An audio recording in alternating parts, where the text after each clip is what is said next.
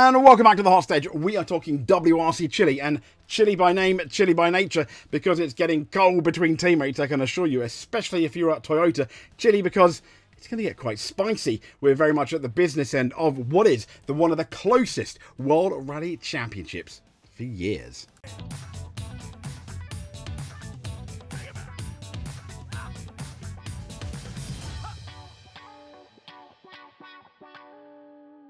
So, alright, Rally fam, strap in literally, because it is WRC Chile this week, and the gravel is about to get harder than a TikTok dance trend nobody asked for.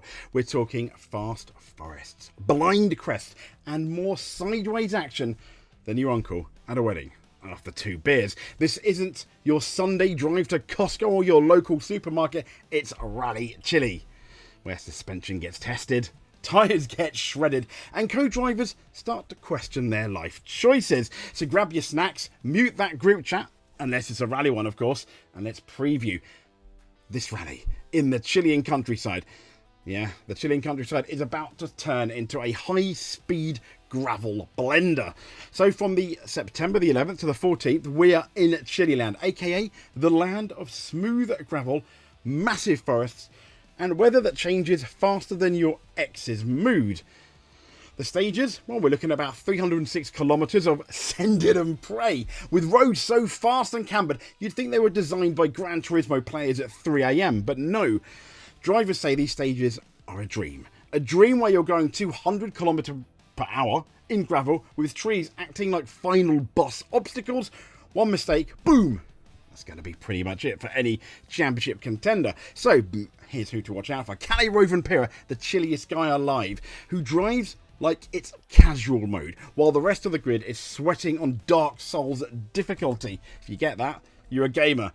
Sebastian Ogier, rally dad, he's back again to remind the kids who started this whole winning everything, at least recently.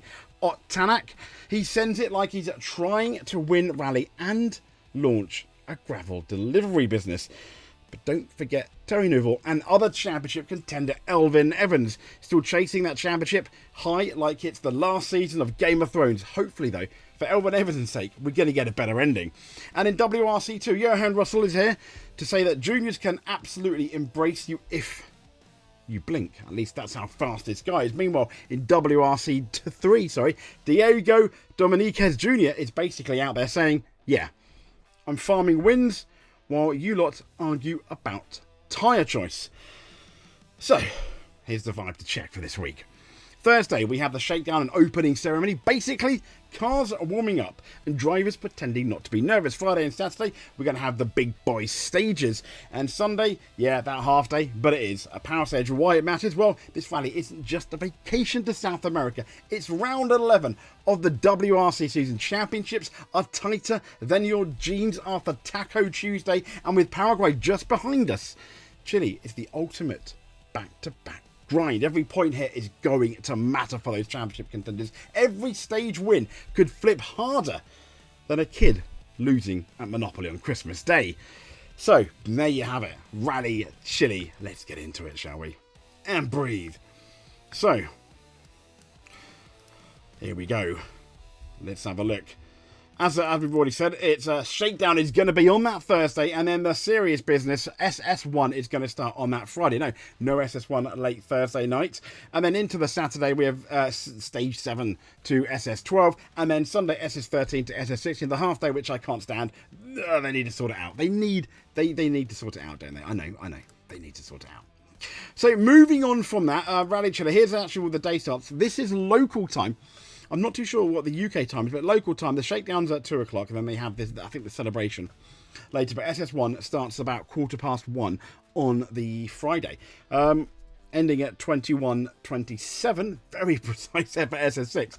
We start about just shy of an hour later-ish on the Saturday at 2:07, and then 10:05 there. Now, is this, yeah, so this could be local time or France time as far as I'm concerned. But these are your entry lists. These are for the WRC 1 category, obviously. Evans, Ogier, Tanak, Rovanperä, Neuville, Katsuta, Formo, Piari, Munster, McLaren, and A. Hellier. So, who's next? Well, the WRC2 entry list is a bit bigger. We've got Solberg, Yosel, Rosel, and Greensmith, Solans, Lindholm, Katrin, Zaldivari, I'm going to get these wrong now, Grayson, Dominiquez, Bulkaya, Martinez, Rosalot, the family, Helia, Galanti, oh no, Zaldivar, Granados, and Martinez. But let's be fair, eyes are very much going to be on Rosal and Solberg, and I'd probably say Rosal is doing really well, but I can't help but think Solberg is potentially favourite amongst these. Now it's going to be on Rally TV. If you are also, I think this is free highlights, as you know, on YouTube with a shakedown interviews. Don't get them. I mean, it's $12.99 here in the UK, maybe a tiny bit on the expensive front, but not ridiculously bad. Now let's get into the important stuff. This is the current championship standings. And they're close. They're like the top 3 are within 10 points. The top 4 are within 18 points. So you've got Evans on 198, Rovanpera on 191, Auger on 189, and Tanak on 180. To be fair, even Neuville could potentially win this championship. Who's not going to win it is Katsuta, Formo. They're 6th and 7th on 88 and 71 respectively. Neuville is on 150. So yeah, he's kind of got 48 points to find. Unlikely, but it's rally. It's the WRC. Never say never. Next up, we've got Solberg with 58. Yep, he's ahead of PR, his Toyota teammate, despite only doing 1 rally. Amazing. If Toyota don't hire him next year, someone else will. And if they don't, there's something very much wrong with the world. Lancia, I'm just saying. Munster is in 10th. And then I think you've got McLaren and then Sesks at some point. But let's look at WRC2, which is equally nearly as close, sort of, if you just look at the top 2. Potential. You've got Solberg in the lead. They're both on 6 rallies each. Russell on 99. Yes, Solberg is the favourite, but once again, as I mentioned, just like WRC1, this is rally. Anything can happen. And then you've got Coronin, Verves, and then Greensmith. They could potentially maybe win it. It's unlikely, though, in WRC2. But, you know, we'll see. Now, in terms of those manufacturers, Toyota leading by 100 points against Hyundai. Yes, Toyota. I mean, let's be fair, M Sport aren't winning it. No, not with Munster and McLaren. Just those 2 drivers. But you've got Toyota and Honda 100 points apart. Yeah, you got to think it's probably going to be Toyota. Now, the scary thing though, for if you are a Toyota driver contender, is simply that Hyundai surely now, I know I said Terry Neuville is kind of close to the championship, but Toyota are surely going to absolutely back up Tanak, and we saw that in the last race when they somewhat controversially retired Formo. I'm still not amazingly happy with that, really, if I'm honest. So next up we have we are going to have a look at the rally stages. Here we go. So these are the rally stages. Absolutely amazing. As my son's trying to pass me a cup of tea. Thank you very much. There. How kind is that? So these are going to be your rally. These are the Rally Chile. That's what we're going to talk about. And as you can see, it's quite an exciting race. It's once again South America. It's a linked rally with obviously Paraguay, which means certain rules, etc. You got to keep the same fundamentals of the car. I don't want to get into all that ball. That's for your absolute rally geeks, which we'll probably cover one day. But today, sadly, is not going to be that day. But let's talk about Rally Chile, shall we? So as we know, we've mentioned these roads are smooth and well built, but demand total precision.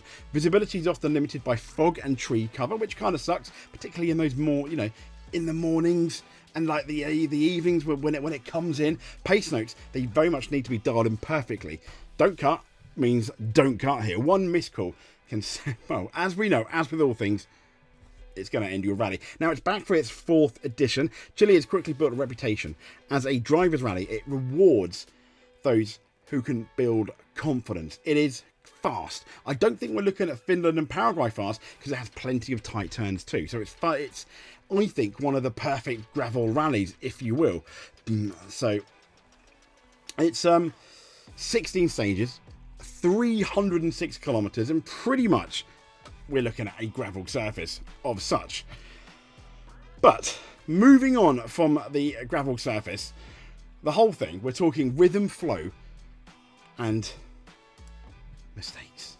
can very much be made. So on those mistakes that can very much be made, I would like to have a look at the drivers and who we think is going to do a good job. Now, I've put the drivers in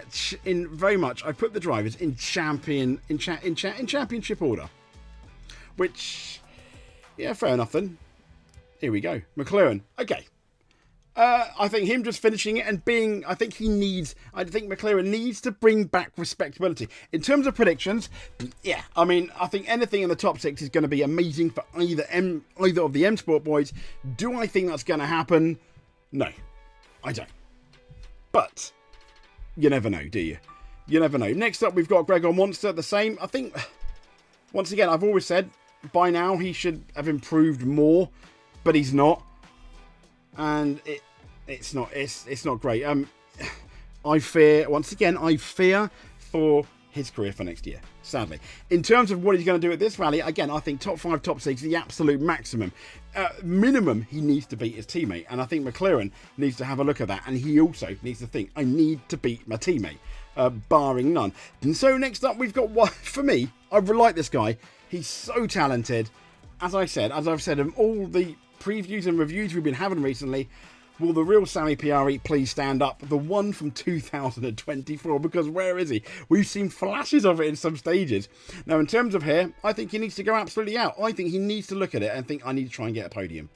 I absolutely need to. I don't think there's going to be Toyota team orders, really, because there's 3 of them gunning for the championship, which we'll get into in a bit, which may well play a good part in Sammy Piari, because they're not going to want to take risks. Now, I get it. Sammy Piari's probably not going to want to take that many risks either, because he's thinking, if I leave it in the wall, will I have a WRC career next year? But I think he can take more risks than the others.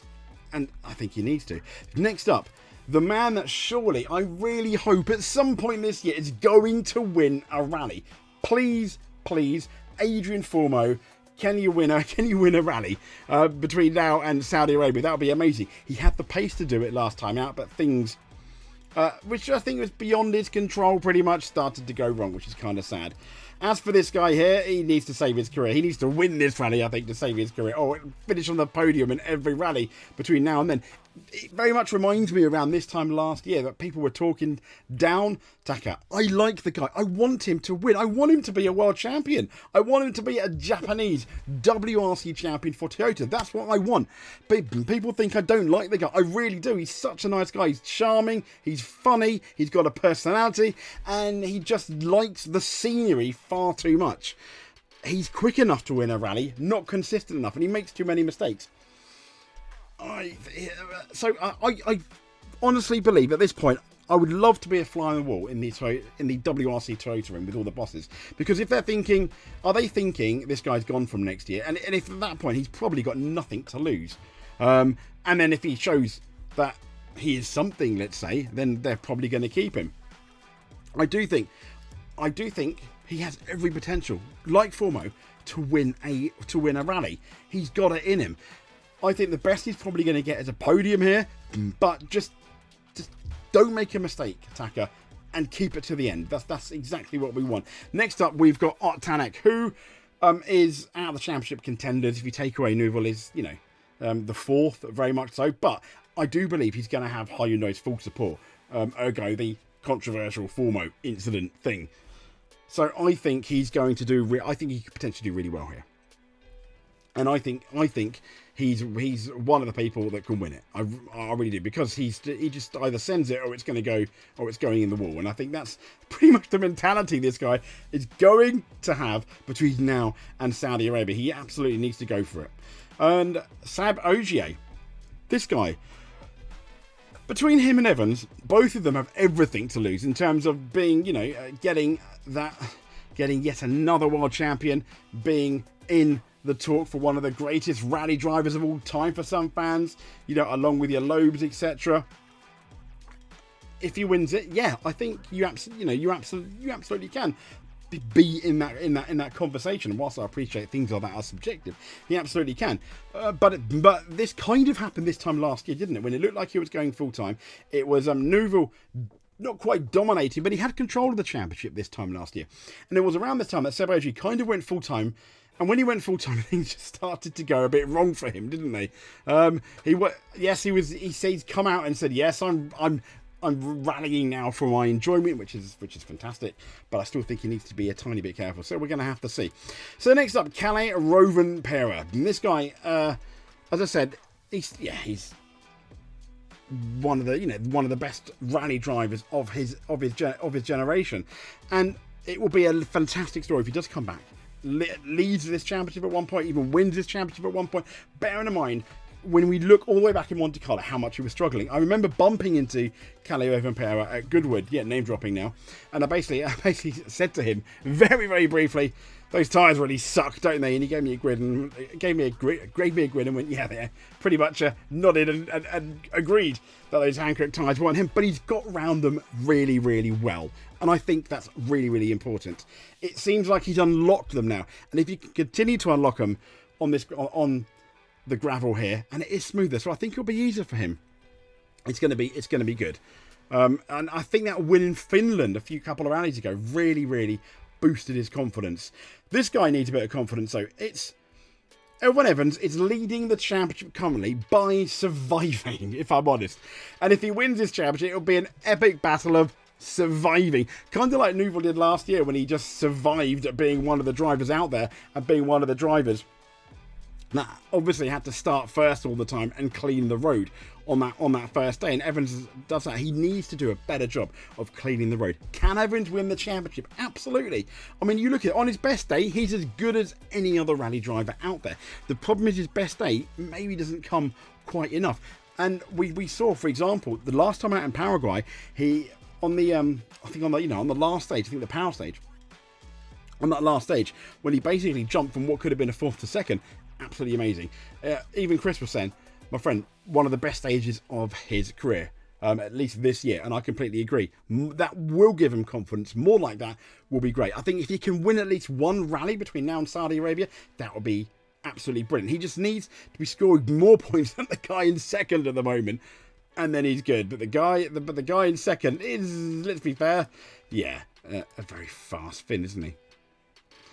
But there we go. So I think Evans, podium finish for Evans would be good. I think in terms of favourites, you got to look at maybe Kalle or Seb Ogier, and because they have to beat Evans. Evans at the moment, I'm not saying he's looking pretty, but he's leading the championship. He's the one they need to beat. They have to bring down that points gap. So I think one of those two could potentially be favourites with Ott Tanak. I think if Evans can get on the podium, that would be great. I think it will be difficult though, and I think Ott Tanak is on a mission. If I put Kalle and Ogier as potentially one of the favourites, I think Ott Tanak is either going to win it or bin it though. So say of that what you will. Yeah. So that's pretty much it then for our WRC Chile preview. I hope you enjoyed it. Subscribe if you would like to see more. We do have our own WRC channel now, which have a few more rally things, but we're looking at the ERC rally next year. I'd love to cover the BRC, the British Rally Championship, and they're going to have a tiny bit more rally coverage if it's only rally you're into. If it's everything else you're into, stay tuned to the Hot Lap. If you like the WRC stuff, it's called the Hot Stage. We've just launched. I think we have 2 subscribers. Wow. Anyway, until then, we'll speak to you soon. Thank you very much.